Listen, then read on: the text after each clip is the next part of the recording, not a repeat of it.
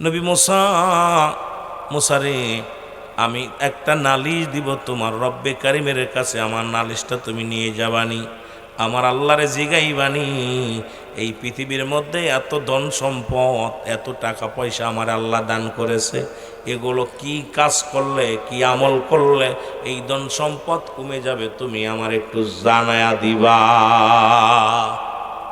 অনেক টাকা পয়সা হয়েছে, এগুলো কেমনে কি করলে খরচ করা যাবে, কি করলে শেষ হয়ে যাবে, একটু শুনে আসবা। আল্লাহ নবী মুসা বলে, নিলাম তোমার নালিশ আমি নিলাম। খুব খেয়াল করবেন মুসলমান, আমি এখনো ভূমিকার মধ্যে যাই না, আলোচনা শুরু করলাম মুসলমান একটু বোঝানোর জন্য। আর একজন ব্যক্তি ডাকতে বলে, আল্লাহ নবী মুসা আপনি কই যান? আমি যাইতেছি রব্বুল আলামিনের সঙ্গে সাক্ষাৎ করতে যাই। কই নবী মুসা রে, আর তোমার আল্লাহরে জিগাইবানি এই দুনিয়ার মধ্যে আমার মতো গরিব মানুষরে কেন বানাইলো? আমার তো একটা ঘর, ছোট্ট একটা কুড়ে ঘর ছাড়া আর কিছু নাই, টাকা নাই পয়সা নাই, মানুষের বাড়ি বাড়ি চেয়ে চেয়ে খায়। তোমার আল্লাহরে জিগাইবা আমি কি আমল করলে কি করলে আমি ধনী হতে পারবো, বড় লোক হতে পারবো, এইটা তোমার আল্লাহরে জিগাইবানি। মুসা আলাইহিস সালাম বলে, তোমার নালিশটাও নিলাম। প্রতিমধ্যে আর একজন ব্যক্তির সঙ্গে দেখা, প্রতিবন্ধী, হাত নাই পা নাই, রাস্তার করে দাঁড়ায় দাঁড়ায় বসে বসে কান্দে, ঘোরাঘুরি করে। নবী মুসা এই পথ দিয়ে যাইতেছিলেন, ডাক দিয়ে বলেন, নবী মুসা রে তুমি কই যাও?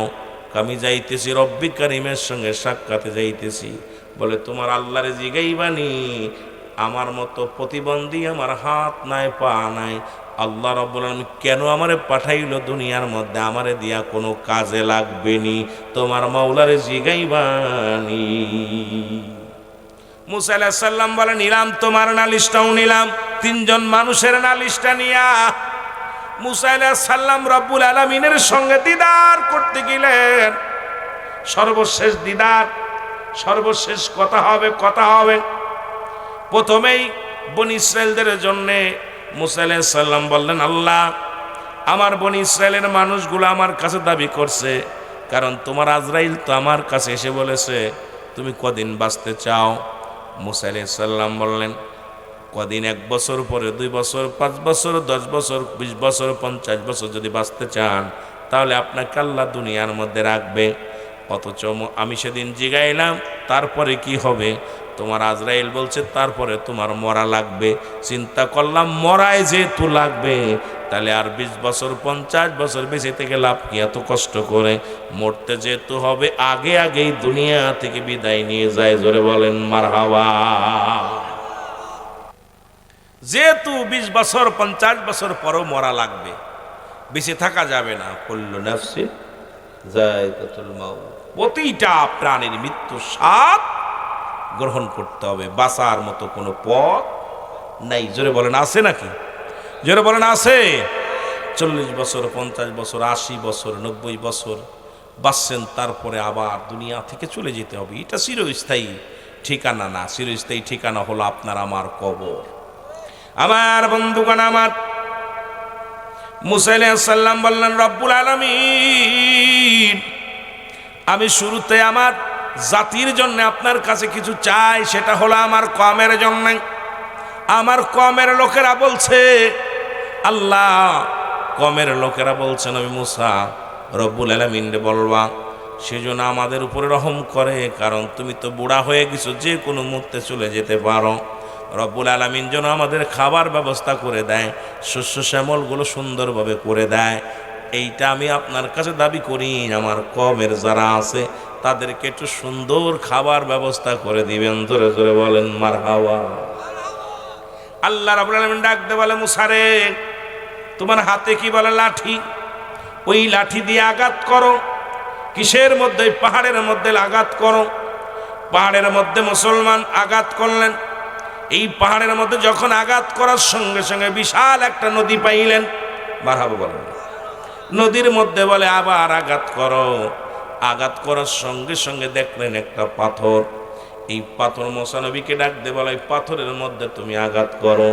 পাথরের মধ্যে যখন আঘাত করলেন, আঘাত করার সঙ্গে সঙ্গে দেখে পাথরের মধ্যে একটা হরিণ তাজা ঘাস মুখে নিয়ে দাঁড়ায় আছে, জোরে বলা যাবে না মারহাবা। মুসা নবী আশ্চর্য হয়ে গেল, পাহাড়ের ভিতরে নদী, নদীর ভিতরে পাথর, পাথরের মধ্যে হরিণ। আমার আল্লাহ বলেন, মুসারে দেখছো নি? এই পাহাড়ের মধ্যে সাগর, সাগরের মধ্যে নদী, নদীর মধ্যে হরিণ, পাথর, পাথরের মধ্যে হরিণ আছে।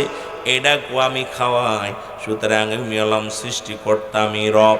তামাম তোমার শুধু ওই বনি ইসরায়েল নয়, গোটা কুল কায়নাতের সমস্ত পশু পাখি, সমস্ত কীট পতঙ্গ যা কিছু আছে সব কিছু আমি রব্বে কারিম খাওয়া। কয় রব্বুল আলামিন আমার আর বুঝতে বাকি নাই। কয় ও মুসা, তুমি চিন্তা করো তোমার কমের লোকদের নিয়া, আর আমি চিন্তা করি গোটা কুল কায়নাত নিয়া। সুতরাং পানির মধ্যে উপরে মুসলমান, ঈশ্বরতলা জমিনের মধ্যে যা কিছু আমার সৃষ্টি জগতে আছে সব কিছু নিয়ে আমি রব্বুল আলামিন সবগুলোকে নিয়ে চিন্তা করি। আর তুমি তোমার শুধু একটা কমের লোকদেরকে নিয়ে চিন্তা করো। শুনে রাখো, শুনে রাখো, কারণ সমস্ত কীটপতঙ্গর খাওয়ানোর মালিক হলাম আমি। এরপরও হারামখোররা হারাম ছাড়ে না, ঘুষখোররা ঘুষ ছাড়ে না, সুদখোররা সুদ ছাড়ে না। ও সুদখোর, ঘুষখোর সমাজটা ভরে গেল। খাওয়ায় যে আমার আল্লাহ, বাসায় আমার আল্লাহ, এরপরও সুদ না হলে চলে না, ঘুষ না হলে চলে না। এই জাতিরে কেমনে বুঝাইব? কারণ রব্বুল আলামিন আপনাকে দুনিয়ার মধ্যে পাঠাইছে, যে কোনো উপায় আপনাকে একটা রিজিকের সন্ধান আল্লাহ দিয়া দিবে। জোরে বলেন ঠিক কিনা? রব্বুল আলামিন সব এই পৃথিবীতে আপনাকে আমাকে পাঠাইয়া সে বিনা কারণে পাঠায়নি আপনাকে। এবার বলেন রব্বুল আলামিন, আমি 3টা প্রশ্ন নিয়ে আসছি আপনার কাছে, 3টা বিষয় জানতে চাই। আমার আল্লাহ বলেন, মুসা কি কি বিষয় বলো? বলে নাম্বার 1, আল্লাহ একজন ধনীর সঙ্গে আমার দেখা হলো আসার সময়। ধনী জিগাইছে, মুসারে তুমি কই যাও? আমি বললাম আল্লাহর সঙ্গে দিদারে যাই। ওই ধনী আমাকে বলছে, নবী মুসারে তোমার আল্লাহরে জিগাইবা, এত ধন সম্পদ তোমার আল্লাহ দিছে, কি কাজ করলে দুনিয়ার মধ্যে ধন সম্পদগুলো শেষ হয়ে যাবে? আমার আল্লাহ বলে, যাও যাও, ওই ধনীরে বলবা সে যেন আজ থেকে আমার শুকরিয়া করা বন্ধ করে দেয়। শুকরিয়া আদায় করবে না, দুনিয়ার সব সম্পদ কমে যাবে।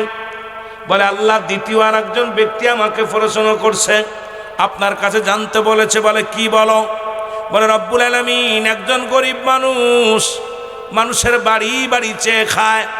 এই লোকটা আমারে বলছে, ও আল্লাহর নবী মুসা, তুমি তোমার আল্লাহরে জিগাইবা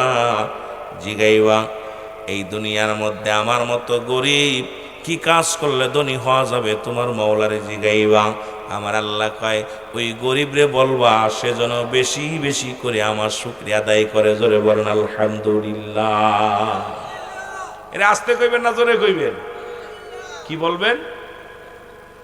আহা, বুবা মানুষের লোকের কথা কই। এই চেয়ারে যারা বসে আছেন, যারা বসতে কষ্ট হয় তারা থাকেন, আর বাকিগুলো চলে আসেন ভিতরে। ওয়াজে কথার উত্তর দিলে ওয়াজ করে মজা পাওয়া যাবে। আমার বাবারা, আমার বন্ধুরা আমার, বলে আলহামদুলিল্লাহ। বলে আল্লাহ তৃতীয় আর একজন ব্যক্তি আমার জিগাইছে, ডাকতে বলছো, নবী মুসা তুমি যাও কোথায়? আল্লাহর দরবারে যাও।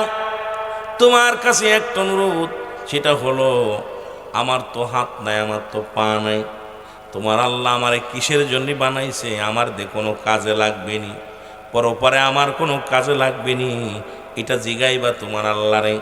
নবী মুসা ডাক দেখো, আল্লাহ আমি জিগাইতেছি আপনারে, ওনারে কি কাজের জন্য বানাইছেন দুনিয়ার মধ্যে? আমার আল্লাহ রাব্বুল আলামিন কয়, নবী মুসা রে, এই দুনিয়ার মধ্যে ওই প্রতিবন্ধীটারে বানাইছি, ওই জাহান্নামের মধ্যে কিছু ফুটা আছে, ছিদ্র আছে, ওই ছিদ্রগুলো বন্ধ করার জন্যে আমি ওই প্রতিবন্ধীটারে দুনিয়ার মধ্যে পাঠাইলাম। মুসা রওনা হয়ে গেলেন। প্রথম দেখা হলো ধনীর সঙ্গে। ধনী কয়, ও মুসা, নবী মুসা তোমার আল্লাহরে জিগাইছো নি?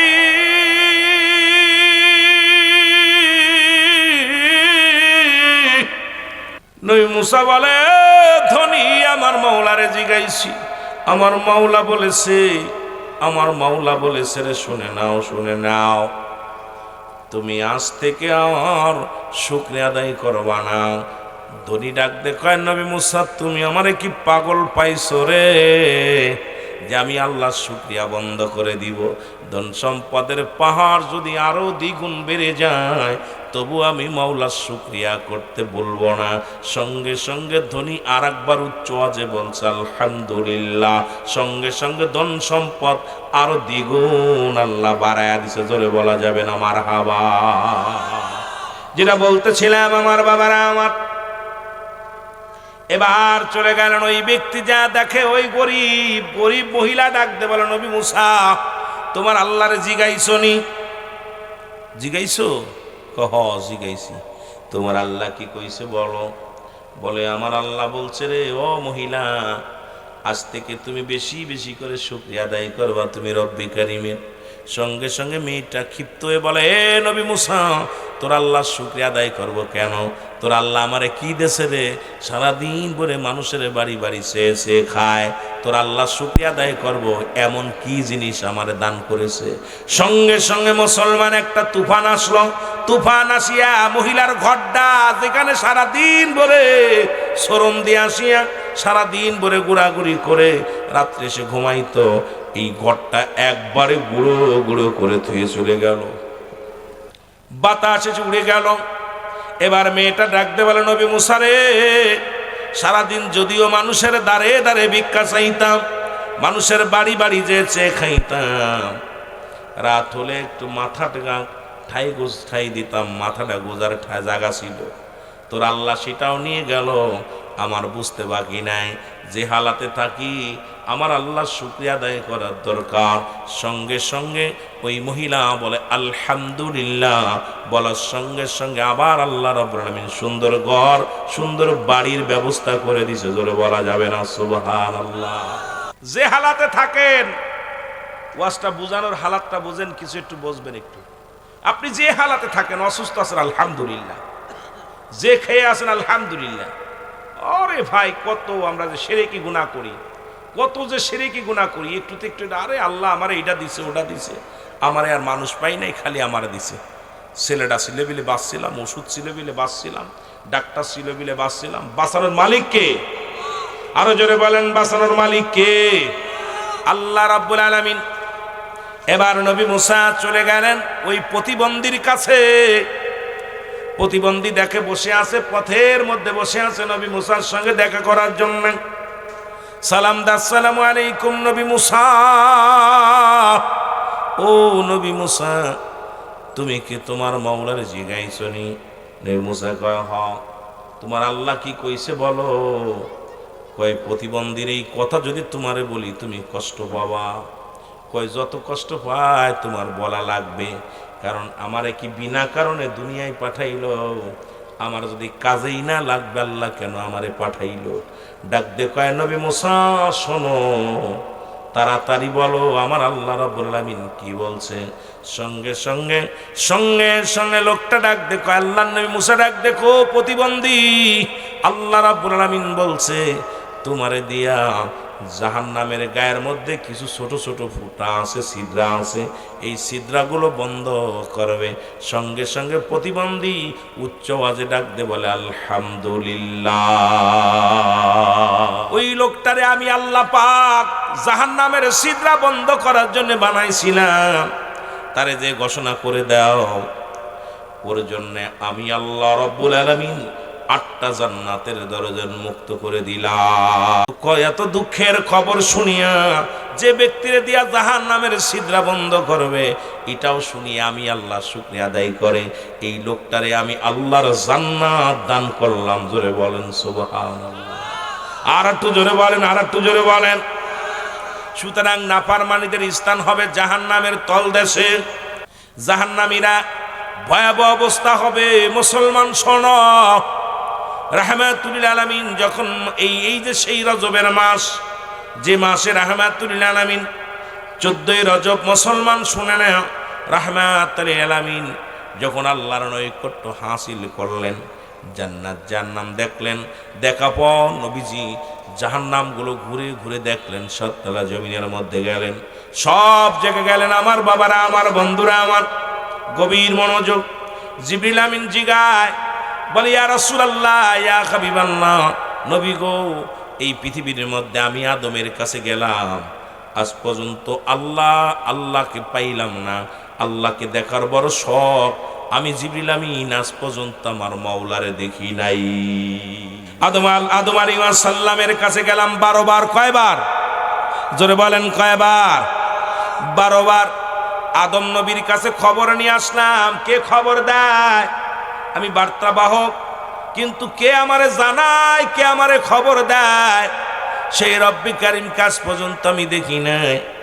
আমার নবী গো, শুধু আদম আলাইহিস সালামের কাছে নাই, ইদ্রিস আলাইহিস সালামের কাছে গেলাম 4 বার। আমি খবর নিয়ে গেলাম, কে আমারে পাঠাইলো, হুকুম তালিম করলাম, আজ পর্যন্ত হুকুম দাতারে দেখি নাই। আমার বন্ধুরা, আমার শুনে নাও, হুকুম দাতারে আমি জিবরিল আমিন দেখতে পারি নাই। আমার বন্ধুগণ আমার, আর শুধু তাই নয়, ইব্রাহিম আলাইহিস সালামের কাছে গেলাম 42 বার। একবার নয়, দুবার নয়, 42 বার আগমন করলাম। শুধু হুকুম পাই ইব্রাহিম আলাইহিস সালামের কাছে যায়, কিন্তু কে আমার হুকুম দেয়, হুকুম দাতারে চিনতে পারি নাই। আমি গেলাম মুসা আলাইহিস সালামের কাছে 450 বার আমি দেখা করেছি, মুসা আলাইহিস সালামের সঙ্গে কথা বলেছি, কিন্তু আজ পর্যন্ত হুকুম দাতারে খুঁজে পাই নাই। একটা দিন খুঁজে পাই নাই। শুধু তাই নয় নবী গো, আপনার কাছে আমি 24,000 বার আসলাম। কতবার? 24,000 বার আসলাম। আপনারে দেখি, কিন্তু কে আমারে পাঠায়, সে হুকুমদাতা, সেই মালিকরে আমি পাই না। মালিক শুধু হুকুম দেয়, যাও যাও, আমি চলে আসি। ইয়া রাসূলুল্লাহ, ইয়া হাবিবাল্লাহ, আমার মনে বড় দুঃখ। সারা জিন্দেগি ঘোরাঘুরি করলাম, কিন্তু আল্লাহ দেখার ঠিকানা আজ পর্যন্ত আমি জিবরিল পাই না। আল্লাহ রাব্বুল আলামিনের হাবিব বলে, জিবরিল তোমার দেহের মধ্যে কয়শো পাকা? বলে 600। কয় পাওয়ার কেমন? কয় একটা পাকা উড়াল দিয়ে 7 তলা জমিন ঘুরে আসতে পারি, ক্ষমতা আমার। আল্লাহ রাব্বুল আলামিন এত বড় ক্ষমতা দিছে, সারা পৃথিবী ঘুরে আসবো, আমার ডানা ব্যথা হবে না। এত পাওয়ার, এত শক্তি রব্বুল আলামিন আমারে দান করেছে। আমার আল্লাহ ডাক দেখ, আমার আল্লাহ পাক এত শক্তি, কিন্তু 7 তলা জমিনের মধ্যে অনেক জায়গা করেছি, কিন্তু আল্লাহ পাক ঠিকানা আমি পাই নাই। জিবরিল আমিন কয়, আমার আল্লাহর নবী ডাক দেখ, জিবরিল তুমি যাও যাও, আল্লাহকে খোঁজো, এই 7 তলা জমিনের মধ্যে খুঁজে বাবা। সব জায়গা জিবরিল আমিন যে উড়াল দিছে, ডানাগুলো সব ব্যথা। বলি ইয়া রাসূলুল্লাহ, ইয়া হাবিবাল্লাহ, আমাদের ডানাগুলো অকার্য হয়ে গেছে, আমি তো নড়াইতে পারিনি। 1টা 2টা পাকা উড়াল দিলে 7 তলা জমিন ঘুরে আসতাম, কিন্তু আজকে যে এমন ব্যথা হলো, অবাস হয়ে গেছে, আমার তো অঙ্গ প্রত্যঙ্গ চলে না। নবীজি দোয়া করলেন জিবরিলের জন্য, আল্লাহ তুমি জিবরিলের জন্য দোয়া করে দিলাম। রব্বুল আলামিন জিবরিল তোমারে খুঁজতে যায়, এই সুযোগটাকে দিয়ে দাও, ঘুরে ঘুরে দেখুক, দেখার সুযোগটা দিয়ে দিলেন। সঙ্গে সঙ্গে আবার এই পাখার শক্তি ফিরে পালেন। প্রথম আসমানে যায় সালাম দিলেন জিবরিল। প্রথম আসমানেই যায় নবীর সঙ্গে দেখা, দ্বিতীয় আসমানে যায় নবীর সঙ্গে দেখা, তৃতীয় আসমানে যায় নবীর সঙ্গে দেখা, চতুর্থ আসমানে যায় নবীর সঙ্গে দেখা, পঞ্চম আসমানে যায় নবীর সঙ্গে দেখা, সব মুসলমান ষষ্ঠ আসমানে যায় নবীর দেখা, সপ্তম আসমানে নবীর দেখা। সমস্ত আসমান জমিনের মধ্যে তন্ন তন্ন করে ঘুরে আসলেন। জান্নাতের মধ্যে গেলেন নবীজি, জাহান্নামের গেটে গেলেন নবীজি। খুব খেয়াল, কোন নবীর উম্মত আমরা? নবী বলেন, হায়াতি খায়রুল লাকুম, আমার হায়াতের জিন্দেগিটা আমার উম্মতের জন্য কল্যাণ স্বরূপ। ও মামায়াতি খায়রুল লাকুম, ওফাতি খায়রুল লাকুম, আমার ওফাতটাও, আমার ইন্তেকালটাও আমার উম্মতের জন্য কল্যাণ স্বরূপ। জোরে বলো মারহাবা। আল্লাহর নবী কি করলেন? মুসলমান বাবারা আমার, আল্লাহর নবী চলে গেলেন এবার বলে জিবরিল রে ঘুরে আসো, ঘুরে আসি। জিবরিল আমিন বলে ইয়া রাসূলুল্লাহ, ইয়া হাবিবাল্লাহ, সারা আসমান, সারা জমিন, সাততলা জমিন আমি তন্ন তন্ন করে ঘুরলাম, খোদার কসম আল্লাহর সঙ্গে আমার দেখা হয় নাই। জিবরিল আমিন আল্লাহরে খুঁজে পাই নাই। নবীজি ডাকতে বলে জিবরিল মনে রাখো, তুমি কি আল্লাহকে দেখতে চাও? বলে জি হুজুর। তাহলে শুনে রাখো, কি দেখলা? বলো হুজুর প্রথম আসমানে আপনি, দ্বিতীয় আসমানে আপনি, চতুর্থ আসমানে আপনি, পঞ্চম আসমানে আপনি, জান্নাতের মধ্যে আপনি, যেখানে যাই সেখানে আপনি নবী গো, আপনাকে শুধু দেখতে পাইলাম। আমার নবী বলে শোনো জিবরিল শোনো, ওই আল্লাহ পাওয়ার ঠিকানা হলো তোমার নবী রাহমাতাল লিল আলামিন। আল্লাহ পাওয়ার ঠিকানা কে? রাহমাতাল লিল আলামিন। এই জন্য নবীকে বাদ দিয়ে যারা আল্লাহকে পাইতে চায় এরা হলো আল্লাহওয়ালা কাফের। নবীকে বাদ দিয়ে যারা আল্লাহকে পাইতে চায় এরা হলো আল্লাহওয়ালা কাফের। তারা নবী লাগে না, নবীর কথা শুনলেই তাদের ভালো লাগে না, নবীর শান মান শুনলেই তাদের মনটা খারাপ হয়ে যায়, রাসূলুল্লাহর নাম শুনলেই তাদের কলিজার মধ্যে আঘাত লাগে। আর আল্লাহকে যদি চিনতে হয়, আল্লাহকে যদি পাইতে হয়, তাহলে আগে আমার রসুলের দরকার, যেটা কাজী নজরুল ইসলাম বলে গেছেন, আল্লাহকে যদি পাইতে চাও হযরতকে ভালোবেসে, বলো আল্লাহকে যদি পাইতে চাও হযরতকে আরশ কুরসি দেখায় তারে, আরশ কুরসি দেখায় তারে, না চাইতে পায়সে, আল্লাহকে যদি পাইতে চাও হযরতকে ভালোবেসে, হযরতকে ভালোবেসে, জোরে বলো মারহাবা। আল্লাহ পাক ঠিকানা হলো নবী মুহাম্মদুর রাসূলুল্লাহ সাল্লাল্লাহু আলাইহি ওয়াসাল্লাম, জোরে বলেন মারহাবা। আমার বন্ধুগণ, আমার সেই নবীজি আসলেন উম্মতের কান্ডারি হইয়া, দরদি নবী দিদার করলেন, মিরাজ করলেন, এই অদ্য গমন করলেন বাইতুল মুকাদ্দাস থেকে। আমার বাবারা, আমারও শুনে নেও, সমস্ত নবীগণ অপেক্ষা করতেছিলেন কে হবে ইমাম, কারণ নামাজের ইমামতি করবে কে। কেউ কেউ চিন্তা করলেন ইব্রাহিম নবী করবেন, কেউ কেউ চিন্তা করে আদম আলাইহিস সালাম করবে, কেউ কেউ চিন্তা করে মুসা আলাইহিস সালাম করবেন। কিন্তু মুসলমান শোনো, শুনে নাও, শুনে নাও, এই বাইতুল মুকাররম মুসলমান, বাইতুল মুকাদ্দাস থেকে মুসলমান আমার বাবারা আমার ইমামতি করলেন কে? আমার নবী রাহমাতুল লিল আলামিন হলেন সমস্ত নবীদের ইমাম, জোরে বলেন মারহাবা। এ আমার ভাইয়েরা, আমার বন্ধুরা, আমার এই নবী আমার কোথায় গেলেন? জান্নাত জাহান্নাম দেখলেন, রব্বুল আলামিনের সঙ্গে সাক্ষাৎ করলেন। আম্মা জান আয়েশাকে বললেন, আয়েশা রে, ওই জাহান্নামগুলো আমি ভয়ঙ্কর দেখলাম, ওই জাহান্নামের মধ্যে যা দেখি অধিকাংশ জাহান্নামের মধ্যেই নারী সংখ্যা জাহান্নামী, ওই জাহান্নামের মধ্যে দেখি অধিকাংশ জাহান্নামীরাই হলো মেয়ে মানুষ, নারী জাতি। জোরে জোরে চিল্লায় বলো আল্লাহু আকবার। জাহান্নামের ভিতরে ধনীরা বেশি, বেশিরভাগ ধনীরা।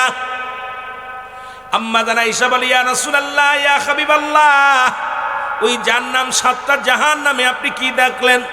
বলে, ইয়া আয়েশা রে শোনো, অধিক পরিমাণ নারীগুলো জাহান্নামের মধ্যে। আর ওই জাহান্নামের নিম্ন স্তরে একটা জায়গা আছে উব্বুল ফজল, যেখানে হলো তার পাশে একটা আগুনের নদী আছে। এই নদীর মধ্যে জাহান্নামীরা, যা মালিক ফেরেশতা তাদেরকে নিয়ে নিয়ে তাদেরকে ছুঁড়ে মারা হচ্ছে। আর এই নিম্ন কাতারের জায়গা হবে একমাত্র মুনাফিকদের জায়গা। মুসলমান শুনে নাও, মুনাফিকদের স্থান হবে জাহান্নামের সর্বনিম্ন স্তর। কারণ তৎকালীন জামানার মধ্যে ছিল মুনাফিকগুলো। বাংলাদেশে এখন অসংখ্য মুনাফিক, তারা মুখে মুখে শেখ ফরিদ বগলে আকিদ, কারণ মুখে বলে একটা অন্তরে করে আর একটা। এই মুনাফিকদের স্থান হবে জাহান্নামের সর্বনিম্ন স্তরে। আর ওই জাহান্নামের নবীজি বললেন, একটা আগুনের নদীর মধ্যে দেখলাম একদল মানুষ আগুনের গুল্লা খাইতেছে। নবী বলেন, ওরা কারা? আম্মাজান বলে, ইয়া রাসূলুল্লাহ, ইয়া হাবিবাল্লাহ, ওরা কারা? নবীজি বললেন, ওরা হলো এই পৃথিবীর মধ্যে, ওরা ছিল দুনিয়ার মধ্যে সুদখোর। এই সুদখোরের, এই মুসলমান ঘুষখোর আর সুদখোরদের জন্য একটা নহর, বিশাল একটা গণের নহর বানানো হবে, নদী বানানো হবে। এই সুদখোর আর ঘুষখোরগুলোকে জাহান্নামের, এক একটা জাহান্নামে 70,000 রশি লাগানো আছে। আর এই এক একটা রশির মধ্যে 70,000 ফেরেশতা ধরে টানাটানি করবে। মুসলমান শুনে নাও, 70,000 রশি দইরা এই জাহান্নামগুলো টেনে টেনে টেনে টেনে টেনে টেনে তো আপনার সামনে আনা হবে। জাহান্নামীদের মধ্যে মুসলমান শুনে নাও, আগুনের নদীর মধ্যে সাঁতার কাটবে, এখানে গায়ের গোস্তগুলো থাকবে না। আবার মালিক ফেরেশতার লোকগুলো তাদেরকে টেনে হিসড়ে নদীর মধ্যে নিক্ষেপ করবে। পিপাসায় যখন কাতর হয়ে যাবে, মহিলাদের হায়ানি পাশের পানিগুলো তাদের পান করানো হবে। আমার বাবারা আমার, শুধু তাই নয়, ওই জাহান্নামের গেটের মধ্যে একটা গাছ লাগানো আছে, যে গাছটার নাম হলো জাক্কুম নামে কাঁটাযুক্ত গাছ। এই গাছটা মানুষ খাওয়া গাছ। জঙ্গলের মধ্যে আমরা জানি, মুসলমান আফ্রিকার জঙ্গলে মানুষ খায় একটা গাছ আছে, মুসলমান জাহান্নামের মধ্যে একটা গাছ আছে, যে গাছটার নাম হলো জাক্কুম নামে কাঁটাযুক্ত গাছ। এই গাছটা জাহান্নামীদের ধরে ধরে গিরাজ করে ফেলবে। আমার বাবারা আমার, এত পরিমাণ কাঁটা গায়ের গাছের মধ্যে, এত পরিমাণ কাঁটা থাকবে, ওই বেল গাছে যেমন কাঁটা হয়, এই রকম এক একটা কাঁটা লক্ষ লক্ষ মানুষগুলো গ্রাস করে ফেলবে। জান্নাতের মধ্যে একটা গাছ থাকবে, যে গাছটার নাম থাকবে মুসলমান সিদরাতুল মুনতাহা, বড়ই গাছ। যখন রাসূলকে দিদার দিলেন মেরাজের রাত্রে, আমার নবীকে নিয়ে রাখলেন এই গাছের নিচে। নবীজি তাকায় দেখে ডান দিকে জান্নাতুল মা, ওই বাম পাশে তাকায় দেখে একটা গাছ। সেই গাছটা নবীজি জিজ্ঞাসা, জিবরিল আমিন, এই গাছটার নাম কি? বলে, ইয়া রাসূলুল্লাহ, ইয়া হাবিবাল্লাহ, এই গাছটার নাম হলো বড়ই গাছ। এই জান্নাতের মধ্যে যারা যাবে, এই সুস্বাদু ফল তারা ভোগ করবে। জোরে বলেন মারহাবা। এই মুনাফিকদের আল্লাহ কমিনান নাস, মানুষের মধ্যে মাকুল, তারা বলবে আমান্না, তারা ঈমান আনছে বিল্লাহি, আল্লাহর প্রতি, অবিল আখিরাতের প্রতি বিশ্বাস স্থাপন করছে। ওমা হুম বিমুমিনিন। ও মুসলমান শুনে নাও, তৎকালীন জামানার মধ্যে অসংখ্য মুনাফিক ছিল, এখনো আছে, যারা ইসলামের মধ্যে ধোঁকা দিতে চায়, ইসলামটাকে বারো বাজাইতে চায়। শুনে নাও, শুনে নাও আমার বাবারা আমার, আমার বন্ধুরা আমার, এই দুনিয়ার মধ্যে থেকে কদিন আমরা দুনিয়ার মধ্যে বাঁচবো? 40 বছর, 50 বছর, 80 বছর হয়তো দুনিয়ার জিন্দেগিতে থাকবো। এইটা কয়টা দিন থাকার জন্য এই দুনিয়ার মধ্যে এমন ভাবে মোহে পড়ে গেছি, রাসূল বলছে বালহুয়া কিলাফ, এই দুনিয়াটা হলো পচা দুর্গন্ধ মরি। মানুষের চরিত্র হলো কুকুরের চরিত্র। কুকুর যেমন দুনিয়ার মধ্যে মরি পাইলে খুশি হয়, শেষ জামানার উম্মতিরা এই দুনিয়ার মধ্যে শুধু সম্পদ পাইলে খুশি হয়। জোরে জোরে চিল্লায় বলেন ঠিক কিনা? এই দুনিয়ার মুসলমান,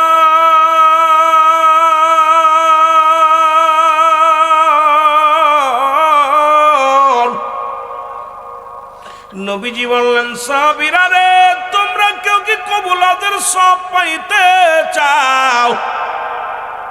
নবীজি বললেন, সাহাবীরা রে, কেউ কি কবুলাদের সব পাইতে চাও? সাহাবীরা বলে, হুজুর, কে বানা চায়? নবীজি বললেন, সাহাবীরা রে, তোমাদের বাড়িতে যাও, এই দুনিয়ার মধ্যে তোমাদের যাদের আব্বা মা বেঁচে আছে, শুধু বাবাকে বাড়ি যেয়ে বলবো, আসসালামু আলাইকুম বাবা, আসসালামু আলাইকুম মা। তোমার আমল নামায় একটা করে কবুল হজরে সব লেখা হয়ে যাবে। জোরে জোরে চিল্লায় বলা যাবে না মারহাবা? মার মুখের দিকে তাকাইলে একটা কবুল হজরে সব, বাবার মুখের দিকে তাকাইলে একটা কবুল হজরে সব গো। ও বন্ধুগণ, আমাকে বলছে, হুজুর, একটু আব্বা মার নিয়ে আলোচনা করবেন। হঠাৎ করে আমি গিয়েছিলাম অন্যদিকে, সময় প্রায় কাছায় যাই রে বাবা। কত আলোচনা রয়েছে, আলোচনা কি করব। এর মুসলমান শুনে নাও, পিতামাতা, নবীজি বলছে যখন তোমাদের পিতামাতা বুড়া হয়ে যাবে, খবরদার খবরদার বাবাকে বুড়া বলবা না, মাকে বুড়ি বলবা না। রাসূল বলছে তোমাদের পিতা যদি জান্নাত পাইতে চাও, একটা জান্নাত তোমার মা, আর একটা জান্নাত তোমার বাবা। জোরে জোরে চিল্লায়া বলা যাবে না মারহাবা। ওরে আমি যদি যাই গো মারা, আমি যদি বিদেশের মাটিতে, লাশটায় আমার পৌঁছাই দিও মায়ের কোলেতে, বলো লাশটায় আমার পৌঁছাই দিও। আরো জোরে বলেন, লাশটায় আমার পৌঁছাই দিও মায়ের কোলেতে। ওরে আমি যদি যাই গো মারা, আমি যদি বিদেশের মাটিতে, লাশটায় আমার পৌঁছাই দিও মায়ের কোলেতে, বলো লাশটায় আমার পৌঁছাই দিও। জন্মের পরে যে জগতে, জন্মের পরে যে কোলেতে রাখছে আমার মা,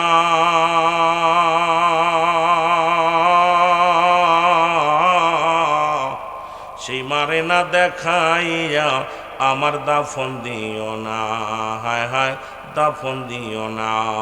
জন্মের পরে যে কোলেতে রাখছে আমার মা,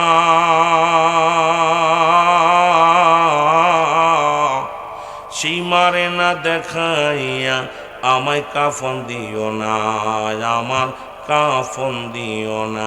আমার মায়ের মুখটি দেখলে পারে, মায়ের মুখটি দেখলে পারে শান্তি পাবো কবরে, লাশটায় আমার পৌঁছাই দিও মায়ের কোলেতে, বলো লাশটায় আমার।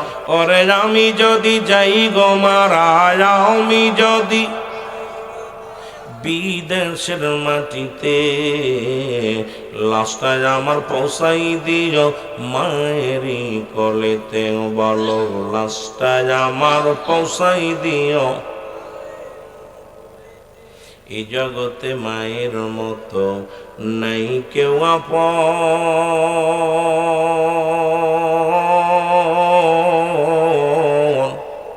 সেই মারে না দেখায়া আমার দিও না দাফন, আমার দিও না দাফন। এই জগতে বাবার মতো নাই কেউ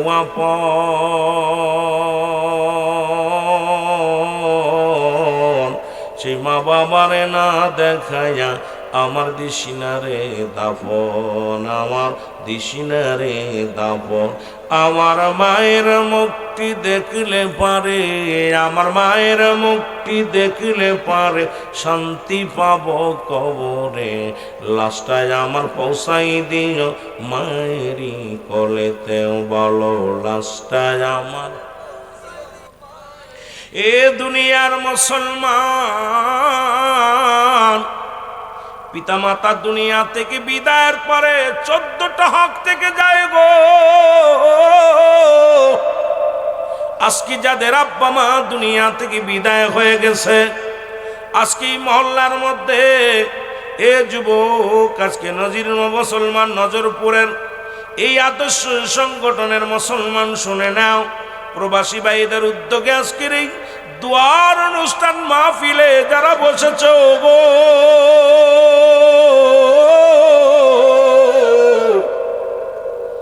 আমার বাবারা, আমার কে যেন মা হারাইছো, কে যেন বাবা হারাইছো। নবীজি বললেন সাহাবীরা রে, যদি কোনো ব্যক্তি বাড়িতে সালাম দেয়, আসসালামু আলাইকুম মা, আসসালামু আলাইকুম বাবা, তার আমল নামায় একটা করে কবুলতের সব লেখা হয়ে যাবে। জোরে বলেন মারহাবা। নবীর সাহাবীরা কান্দে, চোখের পানি ছেড়ে। নবী ডাক দিয়ে বলে সাহাবীরা রে, তোমরা কেন কান্দো? আমার নবী বলে সাহাবীরা, তোমরা কেন কান্দো? চোখের পানি ছেড়ে কান্দো গো।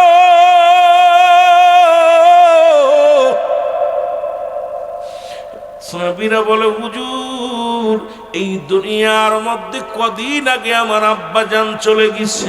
নবী গো 10টা দিন আগে আমরা আব্বাকে হারাইলাম, 20টা দিন আগে মাকে হারাইলাম।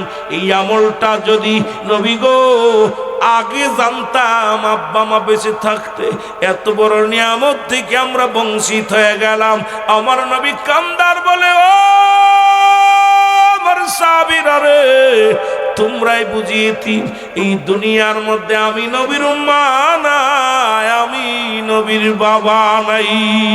আল্লাহর নবী ডাকতে বলেন, সাহাবীরা রে, তোমাদের শুধু মা নাই, আমি নবীর মা নাই। রব্বুল আলামিন ডাকতে বলে, জিবরিল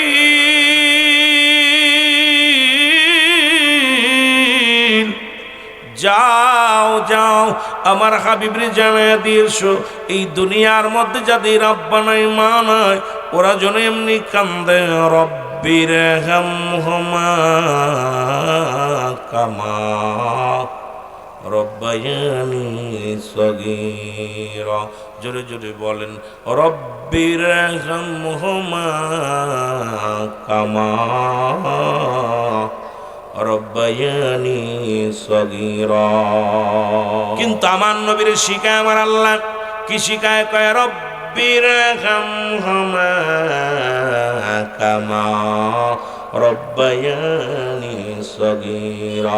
জোরে জোরে বলেন, রব্বির হামহুমা কামা রব্বায়ানি সগীরা। ওরে মা বাবার কথা মতো যেজন চলে না, বলো মা বাবার কথা মতো যেজন চলে না, আল্লাহ নবীর দয়া তারা পাবি না।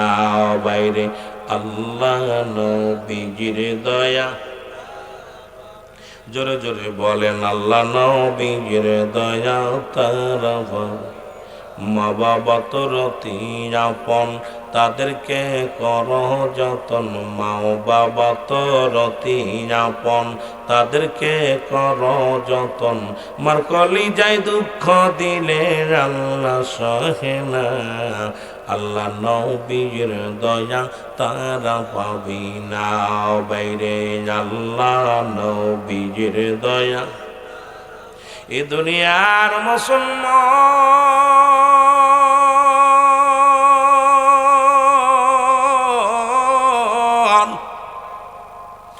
মা বাবার কথা বলতেছিলাম, পিতা মাতা দুনিয়া থেকে বিদায় নিলে 7টা হক ও যুবক লেখে নাও গো।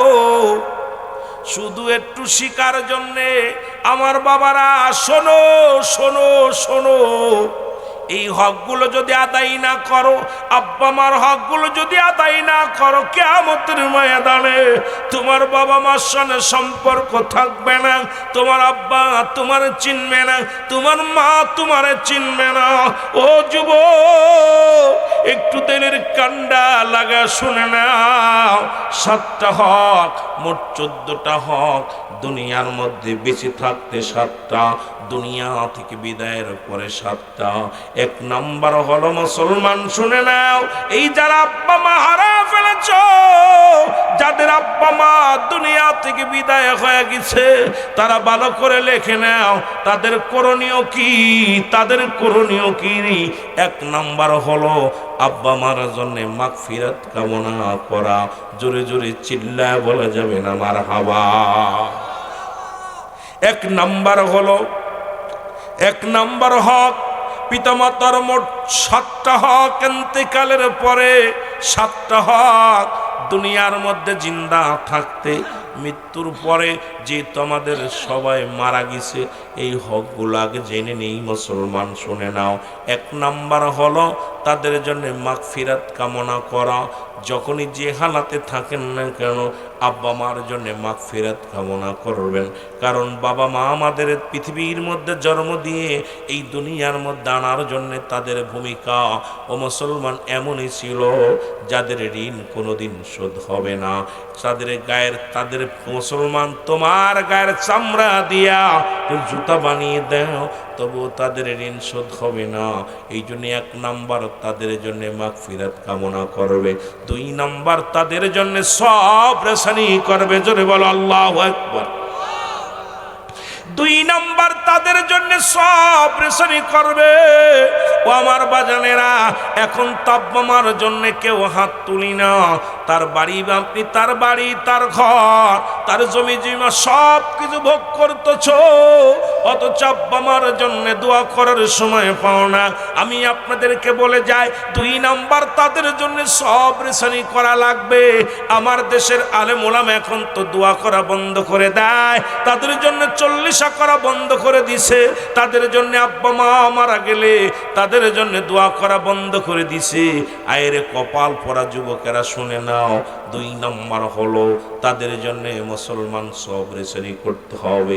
3 নাম্বার হলো মুসলমান শরিয়াত মোতাবেক যে ওসিয়াতগুলো করে গেছে এগুলো পালন করা লাগবে গো। বাবার ওয়াজ শুনে নেবেন, মুখস্থ করে নেবেন।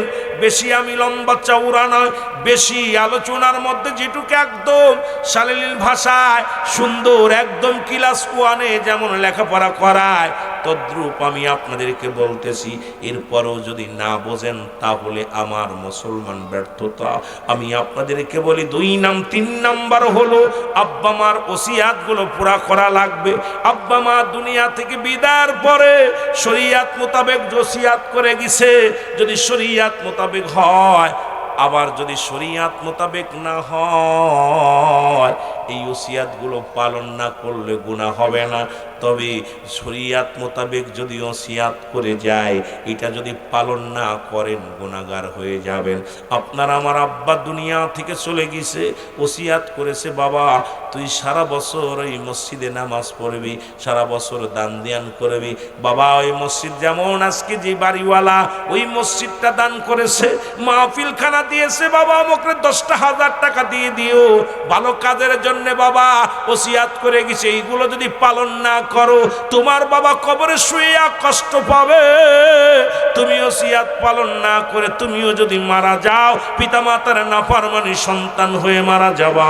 আমার বাবারা আমার 3 নাম্বার হলো তাদের ওসিয়াতগুলো পুরা করা লাগবে। 4 নাম্বার হলো দুনিয়ার মধ্যে পিতামাতা যদি দিনাদায়ী থাকে সেটা পরিশোধ করতে হবে। জোরে জোরে চিল্লায় বলো আল্লাহু আকবার।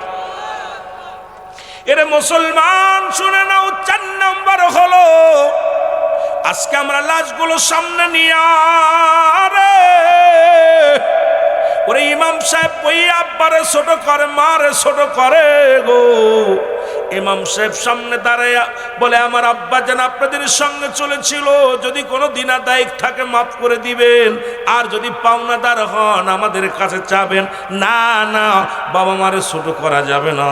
সামনে নিয়ে একটা আওয়াজ দিবে, আমার আব্বা সমাজে চলতো, যদি কোনো রকম চলার পথে বলার পথে যদি কোনো ভুল ভ্রান্তি হয়ে থাকে আমি তার ওয়ারিস হয়ে ক্ষমা চাই, মাফ করে দিবেন।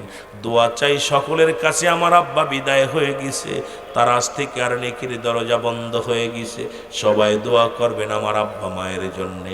ও মুসলমান খবর নিবা, তাই আমার বাবা যাদের সঙ্গে চলতো গোপনে গোপনে তাদের দিনাগুলো পরিশোধ করবা। ও যুবক,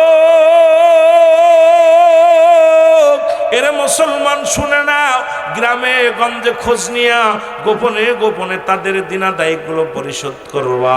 এটা হলো তাদের হক আদায় হয়ে যাবে, নয়তো তাদের হক আদায় হবে না। 5 নাম্বার হলো যুবক, ও মুসলমান শুনে নাও, 5 নাম্বার হলো পিতা মাতার আত্মীয় স্বজন যারা আছে তাদের সঙ্গে যোগাযোগ বেশি করে রাখতে হবে, তাদের সঙ্গে আত্মীয়তা ছিন্ন করা যাবে না। আমার দেশে অনেকেই দেখেছি আব্বা মা মারা গেলে আর খোঁজ খবর নেয় না। দেখা যায় মুসলমান মায়ের আত্মীয়, বাবার আত্মীয়, মায়ের বান্ধবী, মায়ের কত বান্ধবী আছে, মায়ের কত বোন ছিল, তাদের সঙ্গে আমাদের যোগাযোগ ভিন্ন ছিন্ন হয়ে যায়। খোদার কসম তুমি তোমার মায়ের ঋণ শোধ করতে পারলা না, খোদার কসম তোমার বাবার ওই ঋণ শোধ করতে পারলা না। তোমার বাবার যত বন্ধু বান্ধব আছে, তোমার বাবার যত আত্মীয় স্বজন আছে, মায়ের যত আত্মীয় স্বজন আছে তাদের সাথে যোগাযোগ রাখতে হবে এবং মুসলমান 6 নাম্বার তাদেরকে সাহায্য সহযোগিতা করতে হবে। জোরে জোরে চিল্লায়া বলা যাবে না মারহাবা। তোমরা যাও, জলদি যাও গো।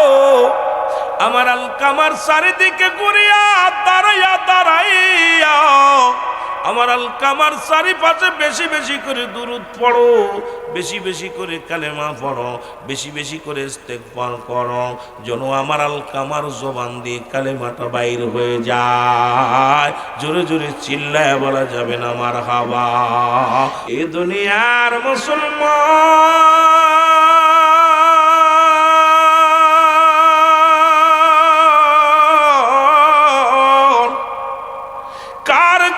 সুদ খাও, কার জন্য ঘুষ খাও গো, কার জন্য দুনিয়ার পাহাড় গোল্লা দুনিয়ার সম্পদ বানাইলা।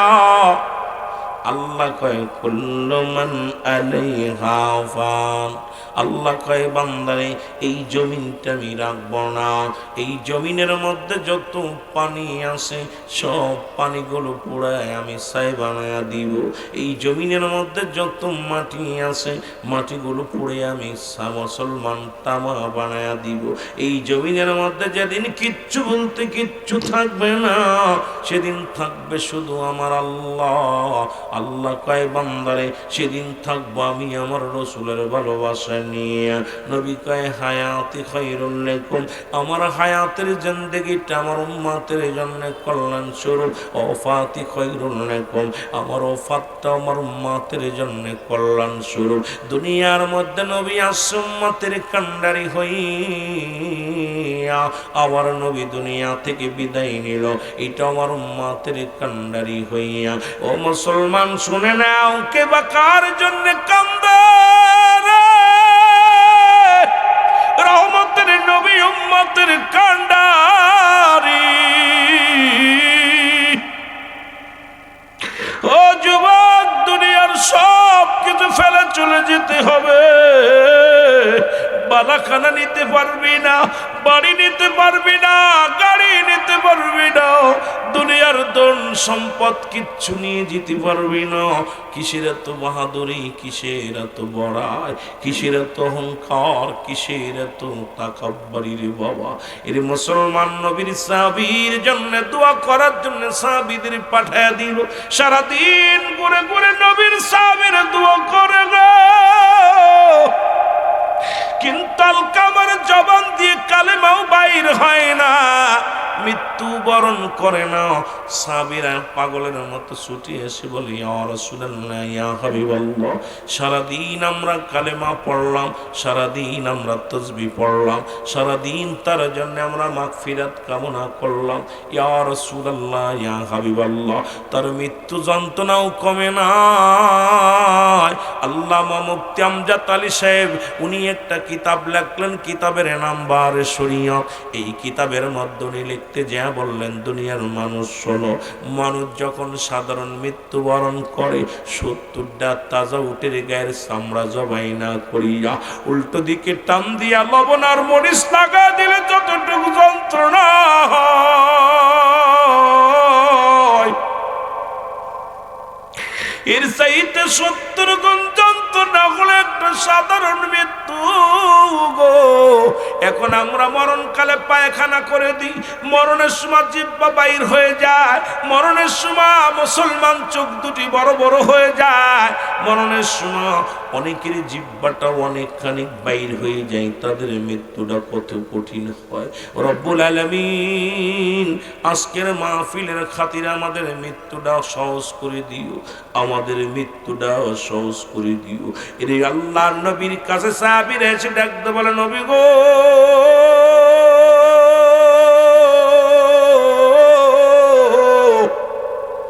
ইয়া রাসূলুল্লাহ, ইয়া হাবিবাল্লাহ, নবী গো, আপনার সাহাবীর তো জীবনটাও যায় না, মরণ হয় না, মৃত্যু যন্ত্রণায় ছটফট করে রে, মরণ হয় না, কালেমাও পড়ে না, নবী গো। আমরা আপনার কদমের মধ্যে আসছি। নবীজি নবীজি দুটি হাত উঠাইয়া দিস আল্লাহর দরবারে, ডাক দে রব্বুল আলামিনের দরবারে, কান্দে আর বলে, আল্লাহ, ও আমার আল্লাহ, তুমি আমার আলকামারে মাফ করে দাও। রাসূলুল্লাহ হাত উঠায় কান্দের মুসলমান, কারণ শরীয়তের কিবলা হলো কাবা, দুজানের কিবলা হলো রাহমাতুল লিল আলামিন, মোনাজাতের কিবলা হলো আরশে আজিম। নবীজি আমার আরশে আজিমের দিকে তাকাইয়া দুখানা হাত উঠায় দিয়ে বলে, আমার আল্লাহ, তুমি আমার আলকামার জবান দিয়ে কালেমা বাইর করে দাও, আমার আলকামার জবান দিয়ে কালেমা বাইর করে দাও গো রব্বুল আলামিন, আমার আলকামার জবান দিয়ে কালেমা বাইর করে দাও, আর মৃত্যুটা তুমি সহজ করে দাও আল্লাহ। সঙ্গে সঙ্গে জিবরিল আমিন এসে বলে, ইয়া রাসূলুল্লাহ, ইয়া হাবিবাল্লাহ, আপনি হাত দুখানা নামায় ফেলেন, আজকে আপনার দোয়া রব্বে কারীম আজকে কবুল করতে পারছে না। আল্লাহর নবী কয়, জিবরিল রে কি শুনাইলা? জিবরিল কয়, ইয়া রাসূলুল্লাহ, ইয়া হাবিবাল্লাহ, আপনি আজকে যার জন্য ওকলাতি করেন, যার জন্য দোয়া করেন, নবী গো, এই দুনিয়ার মধ্যে তার দুঃখিনী মা এখনো জিন্দা, এখনো জিন্দা। জোরে জোরে চিল্লায় বলা যাবে না মারহাবা। আল্লাহ নবী ডাকতে বলে, জিবরিল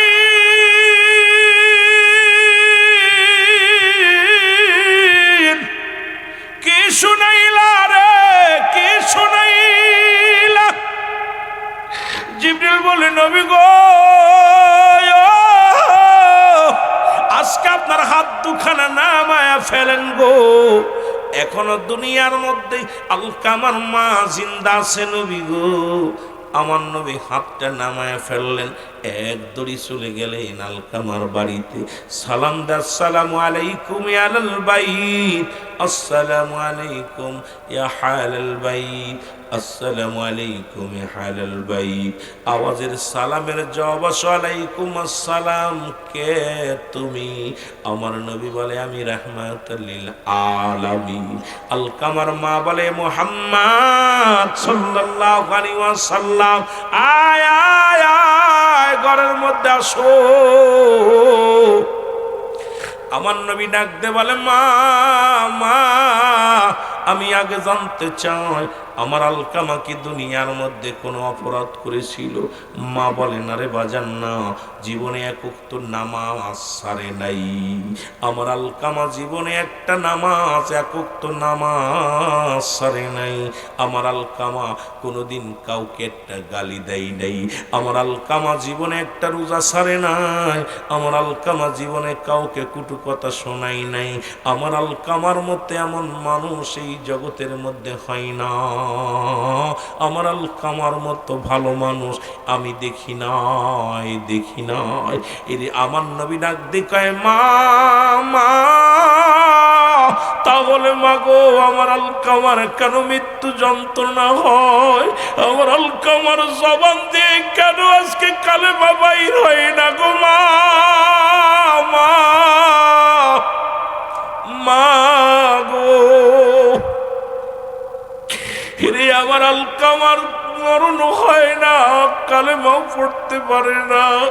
মাগো, যদি এত বুজুর্গ মানুষ হইব, দুনিয়ার মধ্যে আমার আলকামা যদি কোনো অন্যায় না করব, আমি আমার সাহাবীদের পাঠাইলাম দোয়া করতে, আলকামার চারিপাশে দাঁড়াইয়া দাঁড়াইয়া সারাদিন দোয়া করেছে, সারাদিন কালেমা পড়েছে গো মা, তবু আমার আলকামার জবান দিয়ে বাইর হয় নাই, কালেমা বাইর হয় না।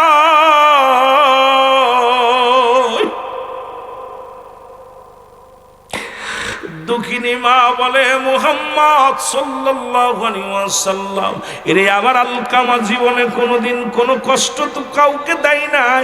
ডাকতে বলে, তাহলে কেন আলকামার জবানটা, কেন কালেমা বাইর হয় না, কেন মরণটা সহজ হয় না? এমন সময় মা বলে, বাবা রে, আমার আলকামা পৃথিবীর মধ্যে সব ঠিক ছিল, তবে মা গো আপনি দোয়া করেন যেন আমার আলকামা মৃত্যুটা সহজ হয়। মা কয় না না না, আমি দোয়া করতে পারবো না। কয় কেন গো মা? কয় আমার আলকামা সারা জীবন শুধু বড় পরামর্শ অনুযায়ী চলতো, ওরে বউকে মূল্যায়ন করতো। আমি দুঃখিনী মা, এই পৃথিবীর মধ্যে আমার কোনো কথাকে মূল্যায়ন করতো না না। এরা যুবকেরা শোনো, নজরপুরের আদর্শবান যুবকেরা শোনো, বউয়ের সঙ্গে আজকে মেশাল দাও। কয় বউ বড় না মা মারো। আরে পৃথিবীর মধ্যে মায়ের সঙ্গে কোনো মেশাল চলে না রে, এই দুঃখিনী মার সঙ্গে কোনো মেশাল চলে না। নবী কয় মা তুমি মাফ করে দাও। কয় বাবা মুহাম্মদ, সারা জীবন আমার ছেলে শুধু বোর কথা মূল্যায়ন করত, বোর পরামর্শ শুনতো, আমি মার কোনো কথা কি গুরুত্ব দিত না। এই জন্য আমার কলিজার মধ্যে বড় কষ্ট পেয়েছি, এই জন্য আমি কষ্ট পেয়েছি, ওরে আমি ক্ষমা করতে পারি না। মা দুঃখিনীর কথা শুই না আমার নবী ডাকতে বলে আলকামার মা, আপনি যদি আপনার সন্তানকে মাফ না করে ইন্তেকালের পরে জাহান্নাম, জাহান্নাম ছাড়া কোনো গতি হবে না রে, জাহান্নাম ছাড়া কোনো গতি হবে না। ও দুনিয়ার মানুষ শুনে নাও। আর কাফের মুশরিকদের জন্য তো আল্লাহ রাব্বুল লিখে দিয়েছে, আল্লাহ বলো ইদ্দাতুল